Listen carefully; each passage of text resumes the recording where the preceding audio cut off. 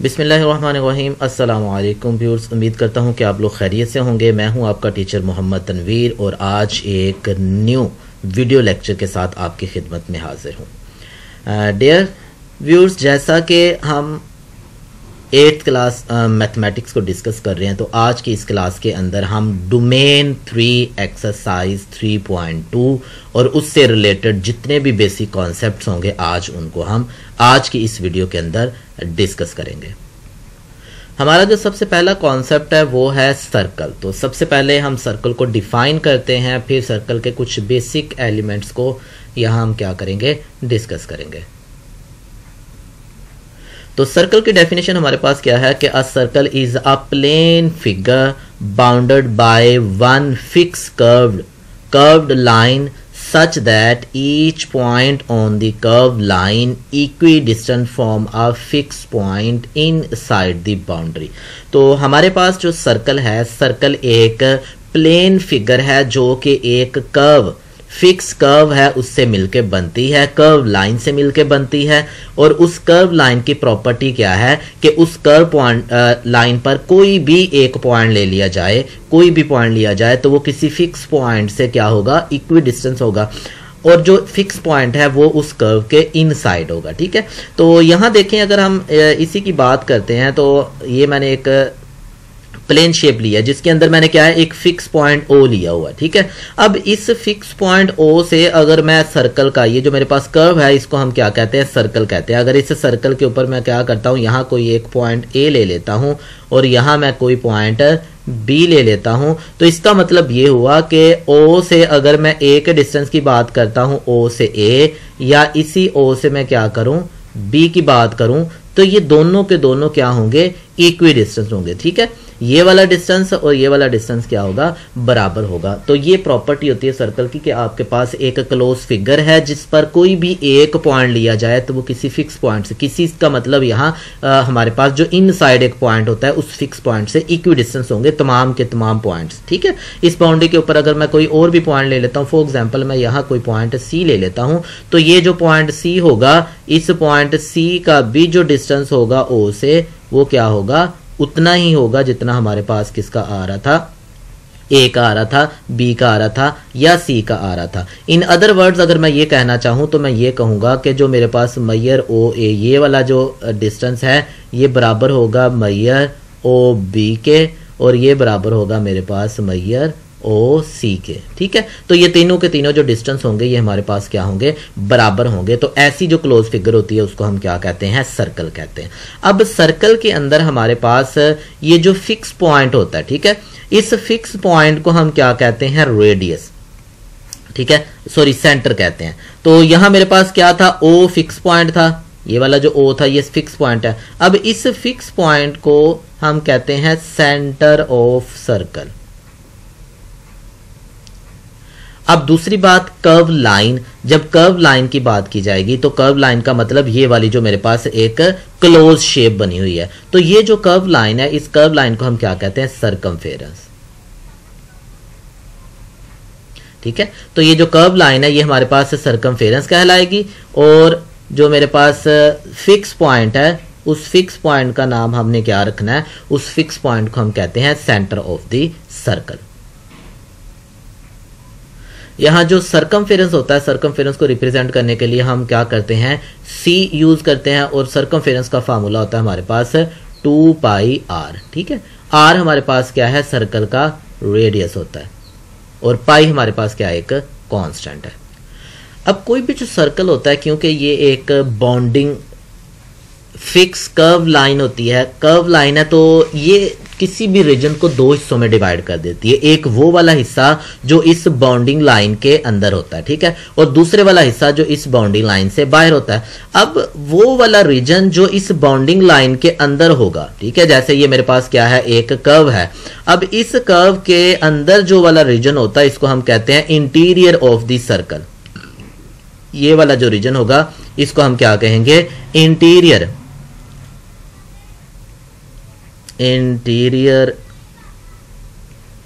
Of circle. तो ये जो सर्कल के अंदर वाला हिस्सा इसको हम कहते हैं इंटीरियर ऑफ द सर्कल, और इसी बाउंडिंग लाइन के बाहर वाला जो रीजन होता है, फॉर एग्जांपल अगर मैं यहां कोई एक पॉइंट ले लेता हूं और इस पॉइंट का नाम मैं क्या रख देता हूं, इस पॉइंट का नाम मैंने डी रख दिया हुआ, तो ये वाला जो बाहर वाला हिस्सा होगा किसी भी सर्कल से बाहर वाला हिस्सा, इसको हम क्या कहते हैं, एक्सटीरियर। तो ये मेरे पास क्या कहलाएगा, एक्सटीरियर। आउटसाइड जो आपका रीजन आएगा वो हमारे पास क्या कहेगा, एक्सटीरियर ऑफ सर्कल कहेंगे उसको। उसके बाद नेक्स्ट हमारे पास है कि रेडियस क्या होता है, तो कहता है द रेडियस हमारे पास क्या है, the distance between the centre and any point on the circle is called radius. हमारे पास सर्कल के ऊपर कोई एक पॉइंट ले लो, यहां मैं एक पॉइंट फिक्स कर लेता हूं कि मेरे पास एक पॉइंट है ये जी सर्कल के ऊपर, ठीक है, और इस पॉइंट का नाम मैंने क्या रख लिया, ए रख लिया। अब वो वाला डिस्टेंस जो हम सेंटर से, ठीक है, हमारा सेंटर से इस पॉइंट ए तक का जो डिस्टेंस होगा, इस डिस्टेंस को हम क्या कहते हैं, रेडियस। और रेडियस को रिप्रेजेंट करने के लिए हम बेसिकली क्या यूज करते हैं, आर यूज करते हैं, ठीक है। रेडियस को रिप्रेजेंट करने के लिए आर यूज किया जाता है। तो ये जो मेरे पास ओ ए, ये जो लाइन सेगमेंट है, इसकी जो लेंथ होगी, ये जो डिस्टेंस है, इसको हम क्या कहते हैं, रेडियस कहते हैं, ठीक है। और रेडियस को रिप्रेजेंट करने के लिए हम आर यूज करते हैं। सेम लाइक डायामीटर हमारे पास क्या आ जाएगा, डायामीटर हमारे पास एक लाइन सेगमेंट है that passes through the centre of the circle, जो ऐसा लाइन सेगमेंट जो सर्कल के सेंटर से पास करता हो, ठीक है, जो सर्कल के सेंटर से पास करता हो, ऐसे लाइन सेगमेंट को हम क्या कहते हैं, हम उसको डायमीटर कहते हैं। लेकिन प्रॉपर्टी यह है कि सर्कल के सेंटर से पास करने के साथ साथ वो क्या करे कि सर्कल को दो पॉइंट्स पर टच करे। जैसे अगर मैं इस पॉइंट को बी कह दूं और इस पॉइंट को मैं सी कह दूं, तो ये वाला जो मेरे पास लाइन सेगमेंट है, इस लाइन सेगमेंट को हम क्या कहेंगे, इसको डायमीटर का नाम देंगे। और इसकी प्रॉपर्टी क्या है कि ये हमारा सेंटर में से गुजर रहा है। अब एक चीज यहां गौर करने वाली है कि हमने कहा था सेंटर से किसी भी पॉइंट अगर गौर किया जाए तो ये मेरे पास रेडियस होगा, ये मेरे पास रेडियस होगा। तो ये जो बी सी है बेसिकली ये डायमीटर है, इसको रिप्रेजेंट करने के लिए हम क्या करते हैं, डी यूज करते हैं। और जो डायमीटर होता है बेसिकली अगर गौर किया जाए तो 2 रेडियस के बराबर होता है, ठीक है, 2 रेडियस के बराबर है। तो इसका मतलब ये हुआ कि जो मेरे पास डायमीटर होगा बेसिकली इसका फार्मूला क्या होगा, 2r होगा, ठीक है। तो डायमीटर को रिप्रेजेंट क्या करते हैं, d से, और बेसिकली ये डबल ऑफ रेडियस होता है, ठीक है, ये रेडियस का डबल होता है हमारे पास। अब उसके बाद हमारे पास आ जाए कॉर्ड। कॉर्ड भी हमारे पास लाइन सेगमेंट होता है। A line segment joining 2 points on a circle is called chord. Line segment, ऐसा लाइन सेगमेंट जो सर्कल को 2 पॉइंट पे ज्वाइन करे, लेकिन कंडीशन ये होती है कि वो सेंटर से पास नहीं करना चाहिए। जैसे यहां मैंने एक लाइन सेगमेंट ले लिया और इसका नाम मैं क्या रख लेता हूं, ई एफ। ये मेरे पास एक ई एफ है, ठीक है, ये ई आ जाएगा, ये मेरे पास क्या आ जाएगा, एफ। तो ये जो मेरे पास ई एफ है ये मेरे पास क्या कहलाएगा, ये कॉर्ड कहलाएगा, ठीक है। ये एक लाइन सेगमेंट है जो सर्कल को 2 पॉइंट पर टच कर रहा है या सर्कल के 2 पॉइंट को ज्वाइन करने से बनता है। यहां एक चीज और आपने गौर की होगी कि जो डायमीटर है वो भी तो सर्कल को 2 पॉइंट पर टच करता है। इसी तरह सेम लाइक 2 पॉइंट की ज्वाइनिंग है डायमीटर भी, और 2 पॉइंट की ज्वाइनिंग से कॉर्ड भी बनता है। लेकिन दोनों में फर्क क्या है, दोनों में फर्क यह है कि जो डायमीटर होगा वो सर्कल के सेंटर से पास करेगा, जबकि जो कॉर्ड होगा वो सर्कल के सेंटर से पास नहीं करेगा। ज्वाइनिंग दोनों में सर्कल के 2 पॉइंट्स पे होगी, बट जो डायमीटर होगा वो सर्कल के सेंटर से पास करेगा, लेकिन जो हमारे पास कॉर्ड है वो सर्कल के सेंटर से पास नहीं करेगा।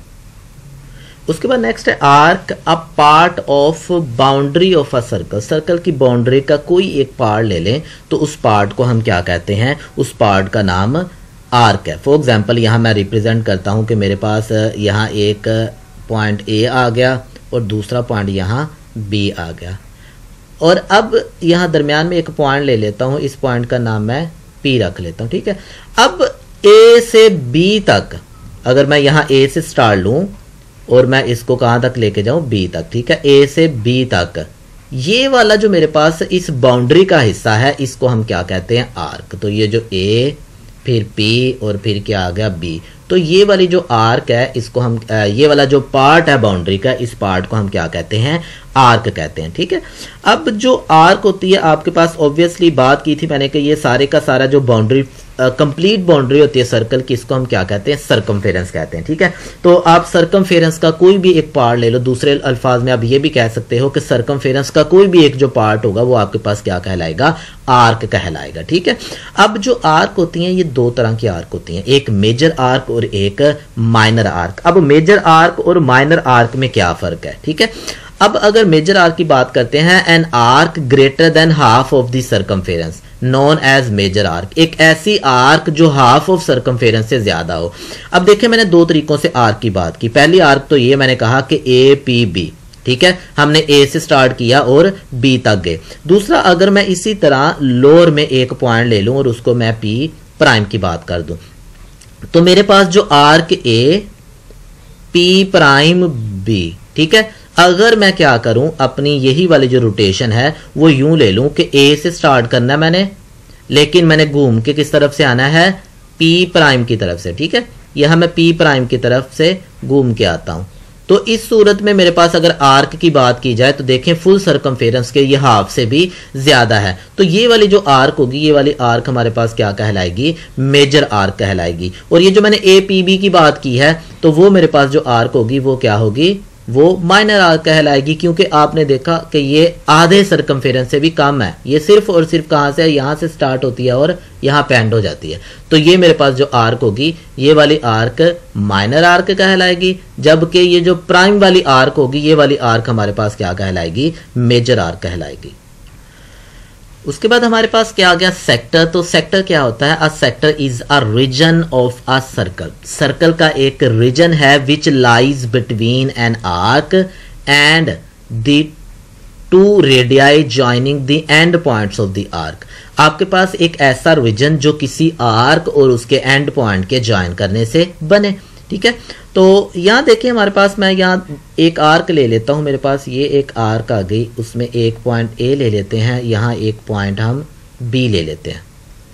अब इन दो पॉइंट के जो एंड पॉइंट्स है, ए एक एंड पॉइंट है, बी भी एक एंड पॉइंट है, तो एक वो वाला रीजन जो इन दोनों आर्क्स के एंड पॉइंट से मिलने से बने।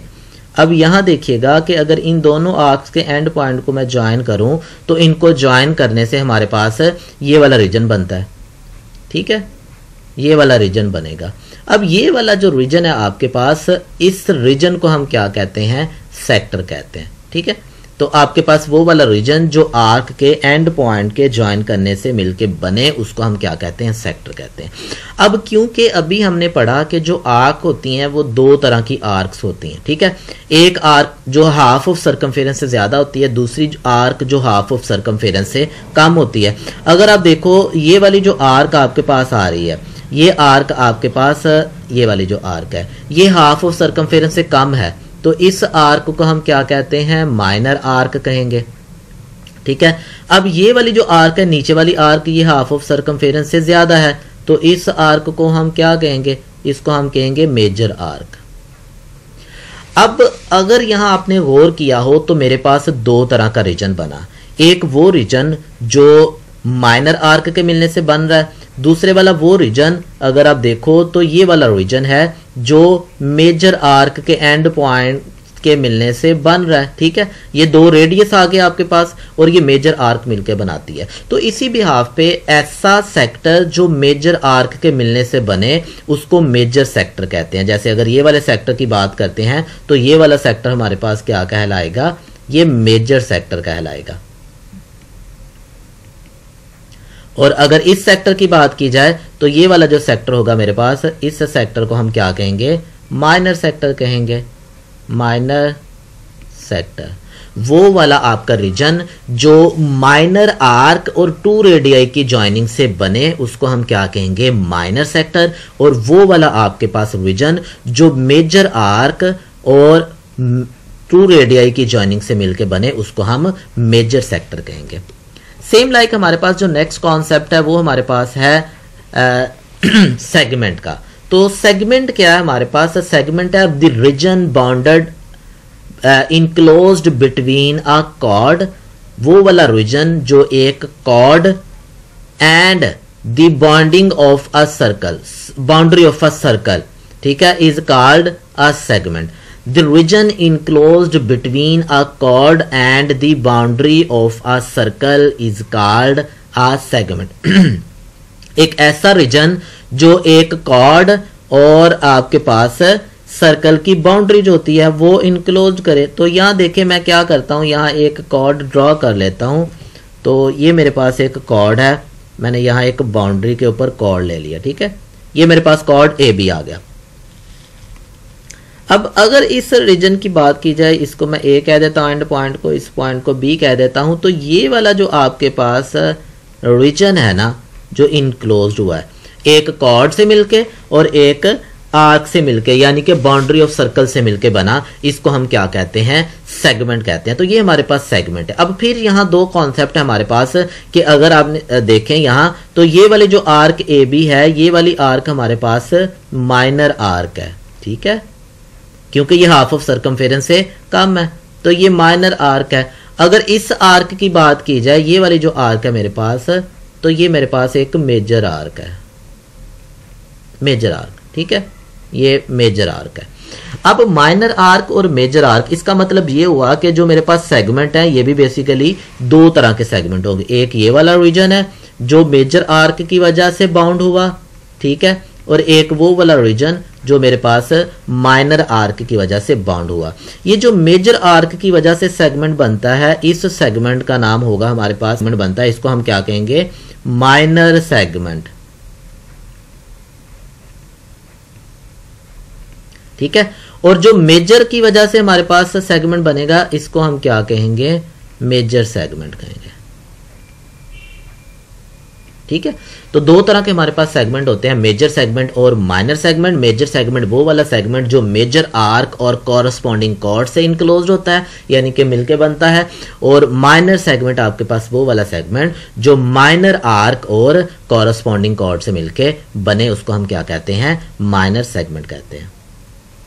अब सेकंड हमारे पास एक स्ट्रेट लाइन है, a straight line that intersect a circle. एक स्ट्रेट लाइन जो सर्कल को इंटरसेक्ट करे at 2 point is called a second line. तो यहां मैं क्या करता हूं, एक सेकंड लाइन शो करवाता हूं कि मेरे पास सेकंड लाइन क्या है, एक स्ट्रेट लाइन है, ठीक है। ये मैं यहां एक लाइन ले लेता हूं। तो ये स्ट्रेट लाइन जो है जो किसी भी सर्कल को 2 पॉइंट पर इंटरसेक्ट करे, ऐसी जो स्ट्रेट लाइन होती है उसको हम क्या कहते हैं, सेकंड कहते हैं। तो ये 2 पॉइंट कौन कौन से हैं, एक ये पॉइंट ए आ जाता है, एक ये पॉइंट बी आ जाता है। तो ये हमारे पास क्या कहलाएगी, एक सेकंड लाइन कहलाएगी। यहाँ एक और चीज नोट करने वाली है कि जब हमने कॉर्ड और डायमीटर की बात की तो हमने कहा कि जो कॉर्ड है वो एक लाइन सेगमेंट है, वो लाइन नहीं है बल्कि लाइन सेगमेंट है। उसके एंड पॉइंट जो होते हैं वो सर्कल की बाउंड्री के ऊपर आते हैं, लेकिन ये जो लाइन है इसके एंड पॉइंट नहीं है कोई भी, ठीक है। तो ये सर्कल को कट करके सर्कल से बाहर गुजर जाएगी। तो ये वाली लाइन जो सर्कल को 2 पॉइंट पे कट करे, इसको हम क्या कहते हैं, सेकंड लाइन कहते हैं। तो ये मेरे पास जो ए बी है ये एक सेकंड लाइन है, ठीक है। ये मेरे पास क्या होगी, सेकंड लाइन।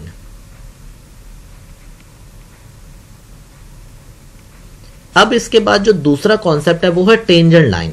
अब टेंजेंट लाइन का क्या कॉन्सेप्ट है, टेंजेंट लाइन का कॉन्सेप्ट है कि अ straight line that touches the circle at a single point externally is called a tangent. अब टेंजेंट लाइन आपके पास एक ऐसी लाइन है जो सर्कल को क्या करती है, एक्सटर्नली कट करती है, टच करती है एक पॉइंट पर, ठीक है। तो यहां मैं क्या करता हूं, एक टेंजेंट लाइन ड्रॉ करता हूं तो ये जो सर्कल को टच करते हुए गुजर जाए, ठीक है। तो ये मेरे पास एक टेंजेंट लाइन है जो सर्कल को एक सिंगल पॉइंट पे टच करते हुए गुजर रही है, ठीक है, और एक्सटर्नल टच करिए। और वो किस पॉइंट पे टच करिए, इस पॉइंट पे टच करिए। मैं इस पॉइंट को पी कह देता हूं। तो ये मेरे पास क्या है, एक टेंजेंट लाइन है, टेंजेंट लाइन, ठीक है। तो ये टेंजेंट लाइन है। तो टेंजेंट लाइन आपके पास क्या होगी, एक ऐसी लाइन जो किसी भी सर्कल को क्या करे, एक सिंगल पॉइंट पे एक्सटर्नली टच करके गुजरे, ऐसी लाइन को हम टेंजेंट लाइन कहते हैं। अच्छा, यहाँ एक और चीज समझने वाली है कि अगर मेरे पास लाइन सर्कल को टच ही ना करे, ठीक है, तो उस सूरत में वो लाइन ना तो मेरे पास सेकंड लाइन कहलाएगी, ना ही वो टेंजेंट लाइन कहलाएगी। वो सिंपल लाइन होगी बट वो टेंजेंट लाइन नहीं कहलाएगी। फॉर एग्जाम्पल जैसे मैं यहाँ क्या करता हूँ, एक लाइन ड्रॉ कर लेता हूँ। तो ये मैंने एक लाइन ड्रॉ की है। तो ये वाली जो लाइन होगी, ये वाली लाइन मेरे पास ना तो सीकंड लाइन कहलाएगी और ना ही ये टेंजेंट लाइन कहलाएगी, ये सिंपली लाइन ही होगी। ठीक है, इस लाइन का नाम मैं रख देता हूं, ये ए आ गया और यहाँ क्या आ गया, बी आ गया। तो ये लाइन हमारे पास टेंजेंट लाइन नहीं है, बल्कि ये वाली जो लाइन होगी ये हमारे पास टेंजेंट लाइन कहलाएगी, क्योंकि ये सर्कल को टच करते हुए गुजर रही है। उसके बाद जो हमारे पास कॉन्सेप्ट है वो है सेंट्रल एंगल। सेंट्रल एंगल क्या होगा, the angle formed by an arc at the centre of the circle is known as central arm. अब आपके पास एक ऐसा एंगल जो कोई भी आर्क सर्कल के सेंटर पर बनाती है। फॉर एग्जांपल यहां मैं एक पॉइंट ले लेता हूं, इस पॉइंट का नाम मैंने क्या रखा, एस, और यहां एक और मैंने पॉइंट ले लिया टी। अब ये जो दो पॉइंट्स हैं, ये दोनों को दोनों पॉइंट अगर देखा जाए तो सर्कल के सेंटर पर एक एंगल बनाएंगे। ठीक है, तो ये मैं इनको ज्वाइन करता हूं और इनको ज्वाइन करने के बाद अब ये दोनों क्या करते हैं, सर्कल के सेंटर पर यहां एक एंगल बनाते हैं। तो ये जो सर्कल के सेंटर पर एंगल बना है, इस एंगल को हम कहते हैं सेंट्रल एंगल। ठीक है, तो ये वाला जो एंगल है इसको हम क्या कहेंगे, सेंट्रल एंगल कहेंगे। यानी कि कोई भी आर्क सर्कल के सेंटर पर जो एंगल बनाती है उस एंगल का नाम सेंट्रल एंगल है। अब सेमी सर्कल का भी कॉन्सेप्ट यहां समझ लीजिएगा स्टूडेंट्स। हमारे पास सेमी सर्कल क्या है कि an arc whose measure of central angle, एक ऐसी आपके पास आर्क जिसकी मेजर ऑफ सेंट्रल एंगल क्या हो, 180 डिग्री हो, इज कॉल्ड सेमी सर्कल। अब देखें, आर्क हमने दो तरह की पहले पढ़ी, मेजर आर्क और माइनर आर्क। तो यहां हम क्या बात कर रहे हैं, यहां हम बात कर रहे हैं सेमी सर्कल की। तो सेमी सर्कल आपके पास एक आर्क है। ठीक है, अब देखें फॉर एग्जांपल मैं यहाँ एक पॉइंट ले लेता हूँ, ये मेरे पास एक पॉइंट आ गया, यहाँ मेरे पास ये कोई दूसरा पॉइंट आ गया। इन दोनों पॉइंट्स को मैं आपस में मिला देता हूँ तो ये मेरे पास एक स्ट्रेट लाइन बन जाएगी जो सेंटर से गुजरती हुई। तो ये मेरे पास क्या है, डायमीटर बना। ठीक है, इस पॉइंट का नाम मैं ए रख लेता हूँ, इस पॉइंट का नाम मैंने बी रख लिया। अब अगर इस पे आप मेजर ऑफ सेंट्रल एंगल, क्योंकि जो आपके पास सर्कल है, सर्कल की कंप्लीट जो डिग्री होती है आपके पास वो कितनी होती है, 360। अब देखो हाफ ऊपर है हाफ नीचे, इसका मतलब ये हुआ कि 180 डिग्री बिलो है। और सेम लाइक अगर मैं 180 डिग्री की बात करूं तो 180 डिग्री ऊपर वाले हिस्से पे बन रहा है। तो ये मेरे पास क्या बन गया, सेमी सर्कल। तो ये वाली जो आर्क है जो क्या करती है, सर्कल के सेंटर पर 180 डिग्री का एंगल बनाए, वो हमारे पास क्या कहलाएगा, सेमी सर्कल कहलाएगा। तो ये वाली जो मेरे पास रीजन होगा यानी कि सर्कल का शेडेड ये वाला हिस्सा है, ये क्या कहलाएगा, सारे का सारा ये सेमी सर्कल कहलाएगा। ठीक है, ये कॉर्ड से हाफ ऊपर होगा तो सेमी सर्कल होगा, हाफ नीचे होगा तो वो भी क्या होगा, एक सेमी सर्कल होगा। तो ये मेरे पास सेमी सर्कल कहलाएगा, सेमी सर्कल। ठीक है, सेम लाइक ये नीचे भी एक हाफ है, ये जो नीचे वाला हाफ है इसको भी हम क्या कहते हैं, इसका नाम भी सेमी सर्कल होगा। अब उसके बाद आ गया कंसेंट्रिक सर्कल। आपके पास वो सर्कल्स जिनका सेंटर सेम हो बट रेडियस डिफरेंट हो। ठीक है, तो एक से ज्यादा यानी कि दो या दो से ज्यादा सर्कल्स जिनका सेंटर एक ही हो, सेम सेंटर हो, वो क्या कहलाएंगे, कंसेंट्रिक सर्कल कहलाएंगे। This circle with a common center are known as concentric circles and have different radii। तो यहां अगर आप नोट करें तो मेरे पास क्या है, दो सर्कल मौजूद हैं। पहले वाला ये सर्कल, फॉर एग्जांपल ये, इसका रेडियस मेरे पास क्या आ जाएगा, R1 मैं कह लेता हूं। दूसरा ये बाहर वाला सर्कल है, इसका मैं रेडियस क्या कह देता हूं, R2। तो दोनों के रेडियस में फर्क है, बट अगर आप गौर करो तो दोनों का जो सेंटर है वो सेम सेंटर है। तो ये मेरे पास दोनों के दोनों जो सर्कल है ये क्या कहलाएंगे, कॉन्सेंट्रिक सर्कल कहलाएंगे, क्योंकि दोनों का सेंटर हमारे पास सेम है। तो उसके बाद हमारे पास आ गया लेंथ ऑफ आर्क। तो लेंथ ऑफ आर्क क्या होती है हमारे पास, जो हमने पहले पढ़ा, आर्क हमारे पास क्या है, पार्ट ऑफ बाउंड्री। बाउंड्री का कोई भी एक जो पार्ट होगा वो आपके पास लेंथ कहलाता है। अब इसको मैथमेटिकली अगर हमें कैलकुलेट करना हो तो मैथमेटिकली कैलकुलेट करने के लिए हमारे पास क्या है, ये फार्मूला मौजूद है कि लेंथ ऑफ आर्क को L से रिप्रेजेंट करते हैं और ये क्या है, x divided by 360 degree multiply bye circumference. और सर्कमफेरेंस को हम क्या लिखते थे, 2 पाई आर लिखते थे, ठीक है। तो आर हमारे पास क्या है, रेडियस ऑफ द सर्कल, और ये जो एक्स है, ये एक्स बेसिकली हमारे पास सेंट्रल एंगल है। वो वाली आर्क जो सर्कल के सेंटर पर एंगल बनाएगी, वो वाला जो एंगल होगा वो हमारे पास सेंट्रल एंगल कहलाएगा, ठीक है। तो हम यहाँ इस फार्मूला को यूज करते हुए क्या कर सकते हैं, सेंट्रल एंगल कैलकुलेट कर सकते हैं, लेंथ ऑफ आर्क कैलकुलेट कर सकते हैं, और radius of the circle calculate कर सकते हैं, या अगर हमें सर्कमफेरेंस निकालना पड़े तो हम वो भी कैलकुलेट कर सकते हैं इस फार्मूला की मदद से, ठीक है। तो एक अननोन के लिए बाकी क्वांटिटीज हमें पता होनी चाहिए, फिर हम इस फार्मूला को यूज करते हुए हम क्या कर सकते हैं, बाकी क्वांटिटीज को सोल्व कर सकते हैं, फाइंड आउट कर सकते हैं। तो स्टूडेंट अब हम आते हैं एक्सरसाइज की तरफ। जो अभी हमने लेंथ ऑफ आर्क को फाइंड आउट करने के लिए फार्मूला पढ़ा, उससे रेलिवेंट कुछ प्रॉब्लम्स हैं, उन प्रॉब्लम्स को आज के इस लेक्चर का हिस्सा बनाते हैं। तो सबसे पहला क्वेश्चन है हमारे पास, calculate the length of arc. हमने लेंथ ऑफ आर्क कैलकुलेट करनी है, length of arc of a circle if the radius of an arc is 8 centimetre and central angle is 40 degree, ठीक है। तो सबसे पहले हम क्या करते हैं, सॉल्यूशन की तरफ आ जाते हैं। जो गिवन डाटा है वो गिवन डाटा लिख लेते हैं। तो मेरे पास दो वैल्यूज नोन है मुझे। पहली चीज कि उसने कहा रेडियस जो है वो 8 सेंटीमीटर होगा। दूसरी वैल्यू जो मेरे पास नोन है वो x की वैल्यू पता है, सेंट्रल एंगल। तो सेंट्रल एंगल मेरे पास क्या है, वो 40 डिग्री है, ठीक है। तो मुझे क्या कैलकुलेट करना है, L कैलकुलेट करना है, लेंथ ऑफ R कैलकुलेट करनी है।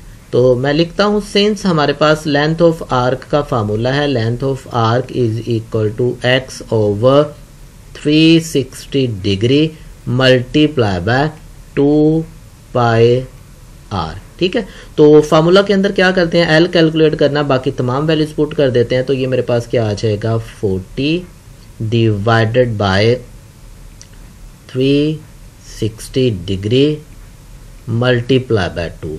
अब पाई जो है उसकी वैल्यू हमारे पास क्या होगी, 22/7 अप्रोक्सीमेटली। तो हम ये 22/7 यूज करेंगे, और r की वैल्यू मेरे पास क्या है, वो 8 आ गई है। तो यहाँ देखें सिंप्लीफिकेशन जो होती है हमारे पास, हम इसको सिंप्लीफाई कर देते हैं, 0 के साथ 0 कैंसिल हो गया, 4 1s are 4 और 4 9s are 36 आ गया, ठीक है। तो अब मेरे पास आ गया 2 मल्टीप्लाई बाय 22 और मल्टीप्लाई बाय क्या आ गया, 8 आ गया। तो हम क्या करते हैं, इनको मल्टीप्लाई करते हैं, 2 मल्टीप्लाई बाय 22 मल्टीप्लाई बाय 8, तो हमारे पास आ गया 352 डिवाइडेड बाय मेरे पास क्या आ गया, 9 मल्टीप्लाई बाय 7, 9 मल्टीप्लाई बाय 7।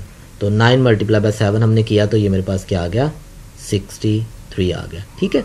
तो अब हम क्या करते हैं, 352 को 63 पर डिवाइड कर देंगे। तो जब हम इसको डिवाइड करते हैं तो हमारे पास आंसर क्या आ जाता है, 5.5 और 9, 2 डेसिमल मीटर में है। तो हमारे पास जो लेंथ ऑफ आर्क है वो भी क्या आ जाएगा, सेंटीमीटर में आ जाएगा। क्वेश्चन नंबर 2 है, if central angle of the sector of a circle, circle का एक सेक्टर है जिसका सेंट्रल एंगल हमारे पास क्या है, 36 डिग्री है। तो and r is 15 centimetre, then what will be the arc length. तो हमने आर्क लेंथ कैलकुलेट करनी है इस क्वेश्चन के अंदर अगेन। तो जो वैल्यूज गिवन है सबसे पहले उन वैल्यूज को लिखते हैं। हमारे पास पहले नंबर पे हमारे पास क्या है, सेंट्रल एंगल, यानी कि x की वैल्यू गिवन है और वो कहता है कि x is equal to 36 degree.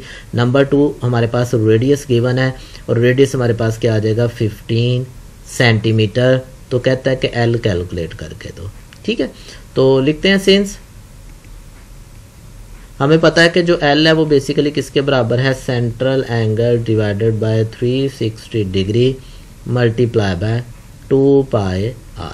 तो यहाँ क्या करते हैं, सारी की सारी वैल्यूज पुट कर देते हैं। तो मेरे पास क्या आ जाएगा, x की वैल्यू मेरे पास थी 36 over 360 degree multiply by 2 multiply bye 22/7 and multiply bye 15, ठीक है। तो यहाँ हम कैंसिलेशन करते हैं। तो कैंसिलेशन के बाद देखिए हमारे पास क्या आ जाएगा, 36 की इसके साथ कैंसिलेशन की तो क्या आ गया, 10। फिर अगेन इसकी हम कैंसिलेशन कर लेते हैं, 5 2s are 10 और 5 3s are 15, 2 1s are 2 2। तो यहाँ हमारे पास बाकी रह जाएगा 22 multiply by 3 and divided bye 7 आ जाएगा। ठीक है, तो ये आ गया 66 डिवाइडेड बाय 7। अब हम क्या करते हैं, 66 को डिवाइड करते हैं 7 के ऊपर। ठीक है, तो 7 9s आर हमारे पास क्या आ जाएगा 63, बाकी बच जाएंगे 3। यहाँ पॉइंट लगा देते हैं, यहाँ भी पॉइंट लगा लेते हैं, तो यहाँ पॉइंट लगा के 0 1 0 नीचे आ जाएगा, तो ये 30 आ जाएगा। तो 7 4s आर 28, बाकी बच जाएंगे हमारे पास 2, ऊपर से एक 0 और आ जाएगा, तो फिर 7 2s आर 14 आ जाएगा, तो बाकी मेरे पास क्या आ जाएंगे 6 कैरी कर लिए। ठीक है, तो फिर अगेन ऊपर से एक और 0 ले आएंगे, तो 7 8s आर, तो इसी को अगर मैं लिखता हूँ राउंड करके तो मेरे पास क्या आ जाएगा अगेन 4, बाकी बच जाएंगे। तो राउंड किया जब मैंने इसको, तो राउंड करने के बाद मेरे पास आ जाएगा 9.428 सेंटीमीटर, या अप्रोक्सीमेटली अगर 2 डेसिमल तक लिखना है तो मैं इसको लिख सकता हूँ 9.43। ठीक है, 43 सेंटीमीटर। क्वेश्चन नंबर 3 हमारे पास कि slim marks an arc of length 8 centimetre and measure its central angle is 120 degree, what is the radius of the arc. तो अब हमारे पास लेंथ ऑफ आर्क मौजूद है जो गिवन डाटा है। अगर गिवन डाटा की बात करें तो हमारे पास क्या चीज़ें मौजूद हैं, एक तो सेंट्रल एंगल का पता है कि वो मेरे पास 120 डिग्री होगा, दूसरा हमें एल के बारे में पता है कि वो 8 सेंटीमीटर है। तो हमसे ये क्वेश्चन है कि हमने रेडियस कैलकुलेट करके देना है। ठीक है, तो हमारे पास फार्मूला मौजूद है कि L is equal to central angle divided by 360 degree multiply by 2 pi r. तो यहाँ वैल्यूज पुट करते हैं तो मेरे पास एल 8 आ जाएगा, एक्स मेरे पास 120 डिग्री आ जाएगा, डिवाइडेड बाय 360 मल्टीप्लाई बाय 2 आ जाएगा, मल्टीप्लाई बाय 22 बाय 7 और मल्टीप्लाई बाय क्या आ जाएगा आर, क्योंकि आर हमने फाइंड आउट करना रेडियस। तो यहाँ देखते हैं जो कैंसिलेशन होती है वो कैंसिलेशन कर लेते हैं। तो सबसे पहले मेरे पास 0 से 0 कैंसिल हो जाएगा, 12 1s are 12 eight 12 3s are 36। ठीक है, तो अब इसको नेक्स्ट करते हैं। तो ये मेरे पास क्या आ जाएगा 8 is equal to 12 multiply by 22 divided by 3 multiply by 7 is multiply by sorry r. ठीक है, तो यहाँ क्या करेंगे 3 और 7 इधर डिवाइड हो रहा है, राइट साइड पे लेके जाएंगे तो मेरे पास क्या आ जाएगा 8 multiply by 3 multiply by 7।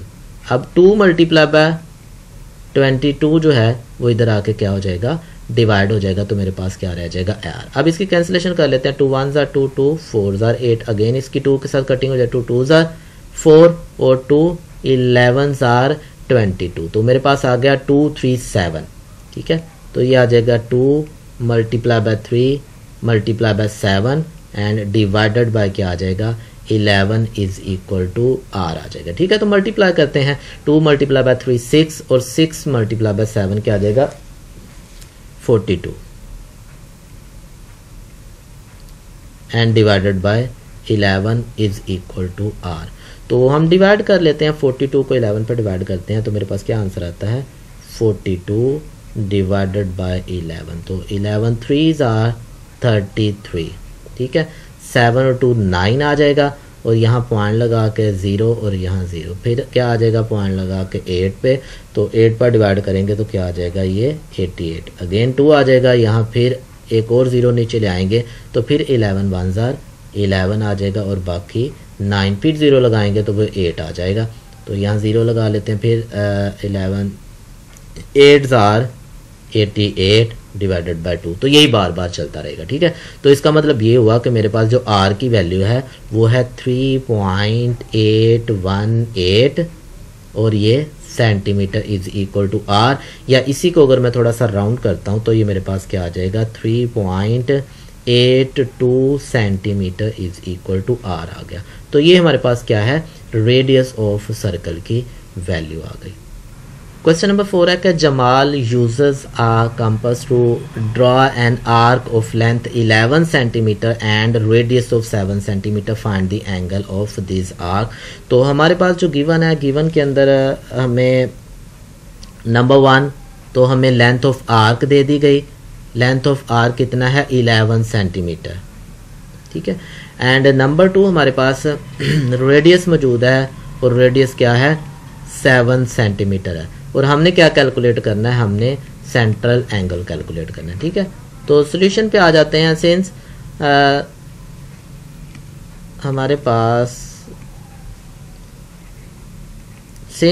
Pass length of arc का फार्मूला मौजूद है कि वो किसके बराबर था, central angle divided by 360 degree multiply by 2 pi r. तो यहाँ हमारे पास आर मौजूद है, एल की वैल्यू मौजूद है, एक्स हमने कैलकुलेट करना है, तो वैल्यू पुट कर देते हैं। एल हमारे पास क्या आ जाएगा 11 is equal to x divided by 360 degree multiply by 2 multiply by 22 by 7 और मल्टीप्लाई बाय आर, और आर की वैल्यू क्या आ जाएगी 7 आ जाएगी, ठीक है। तो यहाँ कैंसिलेशन होती है, मैं कट कर देता हूँ, तो ये मेरे पास क्या आ जाएगा 7 के साथ 7 कैंसिल आउट हो जाएगा। फिर उसके बाद 2 की कैंसिलेशन करते हैं, 2 1s are 2, 2 1s are 2, 2 8s are 16 और ये 0। फिर इसकी भी कैंसिलेशन कर देते हैं, 11 2s are 22 और इसकी फिर 2 पे कटिंग करता हूँ तो मेरे पास क्या आएगा 90 आ गया, ठीक है। तो ये आ जाएगा 11 is equal to x divided by 90 multiply by 11। तो ये आ जाएगा मेरे पास 11 डिवाइडेड मल्टीप्लाई बाय 90, ये 90 उधर जाकर मल्टीप्लाई हो जाएगा और 11 मल्टीप्लाई हो रहा था तो इधर आके क्या हो जाएगा divide is equal to x. तो 11 के साथ 11 की कैंसिलेशन हो जाएगी, तो मेरे पास जो एक्स आ जाएगा, एक्स की वैल्यू आ जाएगी इज इक्वल टू 90 डिग्री। तो इसका मतलब हमारे पास जो सेंट्रल एंगल है वो 90 डिग्री का एंगल होगा। Question number 5, the radius of the circle is 14 unit. अब जो रेडियस है वो 14 यूनिट है हमारे पास। अब यहाँ यूनिट मेंशन नहीं है कि किस मेजरमेंट के साथ है, सेंटीमीटर, मिलीमीटर, डेसीमीटर या हमारे पास मीटर्स के अंदर आता है, तो यूनिट है, कोई भी यूनिट हो सकता है। इसका मतलब जो लेंथ ऑफ आर्क होगी वो भी यूनिट ही होगा, उसका भी हमें यूनिट नहीं पता होगा, हम सिंपली यूनिट बता देंगे। And arc suspended an angle of 65 eight the centre, what is the length of the arc. तो हमने एल कैलकुलेट करना है इस क्वेश्चन के अंदर।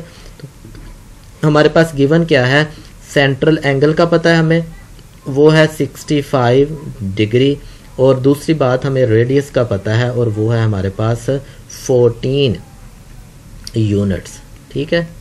यूनिट्स मेंशन नहीं है, तो हमने क्या कैलकुलेट करना है कि लेंथ ऑफ आर्क क्या होगी। तो हमारे पास फार्मूला मौजूद है, हम यहाँ बात करते हैं कि सिंस हमें पता था कि जो एल है वो क्या होगा, central angle divided by 360 degree multiply by 2 pi r. तो यहाँ वैल्यूज पुट कर देते हैं। सेंट्रल एंगल मेरे पास आ जाएगा 65 degree divided by 360 degree multiply by 2 multiply by 22 by 7 and multiply by r, मेरे पास क्या आ गया 14 आ गया, ठीक है।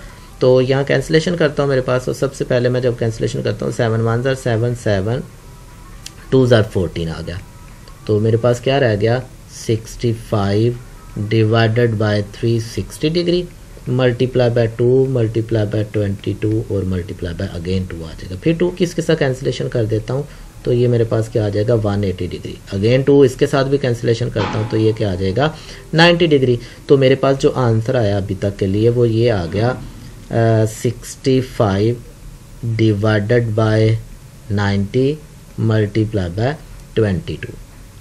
अब देखो 90 और 22 की अगेन मेरे पास यहाँ कैंसिलेशन हो रही है, तो मैं दोनों को कैंसिल कर देता हूँ। तो कटिंग करने के बाद ये मेरे पास आ गया 11 2s are 22 और ये आ गया 45 2s are 90। तो मेरे पास जो L है वो L की वैल्यू आ गई, L is equal to 65 divided by 45 और मल्टीप्लाई बाय 11 आ गया। अब 5 पे कैंसिलेशन हो रही है, इन दोनों को मैं कट कर देता हूँ 5 के ऊपर, तो ये 9 5s are 45 और ये भी 5 के ऊपर कट करूँगा तो 5 1s are 5, 5 3s are 15 और मेरे पास क्या आंसर आया गया 13 मल्टीप्लाई बाय 11 डिवाइडेड बाय 9। तो 11 और 13 का प्रोडक्ट ले लेते हैं, देन हम उसको क्या करेंगे 9 के ऊपर डिवाइड कर देंगे। तो जब 11 और 13 का हमने प्रोडक्ट लिया तो 33 3 कैरी 11 1s are 11 और 3 उसमें ऐड कर दिए तो ये क्या आ गया 14 डिवाइडेड बाय 9। तो जब 143 को हम डिवाइड करते हैं 9 के ऊपर तो हमारे पास आंसर आता है 15.8 888, ठीक है, और इसका यूनिट 7 यूनिट ही होगा। और इसी को जब मैं राउंड करके लिखूंगा तो राउंड करके ये मेरे पास क्या आ जाएगा 15.89 और 7 इसका यूनिट वैसे आ जाएगा, ठीक है। तो ये मैंने डिवीजन किया, आप लोग इसको डिवाइड कर सकते हैं। आपके लिए मैं यहाँ डिवाइड कर भी देता हूँ कि मेरे पास 143 है, इसको हम डिवाइड कर रहे हैं किसके ऊपर, 9 के ऊपर डिवाइड करें। तो सबसे पहले 9 1 9 आ जाएगा, तो बाकी मेरे पास क्या आंसर आ जाएगा। जब मैं माइनस करता हूँ 9 तो मेरे पास आ गया 5, ठीक है, ऊपर से क्या आ जाएंगे 3, फिर 9 5 क्या आ जाएगा 45। तो बाकी जब मैंने माइनस किया तो मेरे पास क्या आ गया 8। अब यहाँ भी पॉइंट लग जाएगा, यहाँ भी पॉइंट लग जाएगा, तो यहाँ पॉइंट लगा के 0 लगा लेते हैं, एक 0 नीचे ले आएंगे यहाँ से।